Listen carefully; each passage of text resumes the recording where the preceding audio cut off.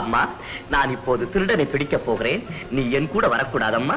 திருடனை பிடிச்சு கட்டி வைத்து அடிப்பார்கள். ஐயோ, அடிப்பாங்களா? ஆமாம், திருடுவது தப்பில்ல. ஏன் வந்து தப்பை செய்றான்?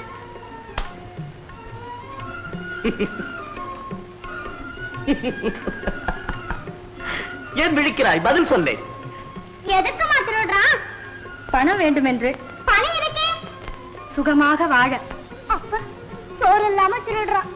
பாவம், அவன் புள்ள குட்டி பட்டினி கிடந்தா அவ என்னம்மா செய்வா? ஆஹா ஆஹா, குழந்தைக்குள்ள அறிவை கூட கடவுள் நமக்கு கொடுக்கவில்லையே. என் மகளே ஒரு தெய்வம். அம்மா, கவலைப்படாதே.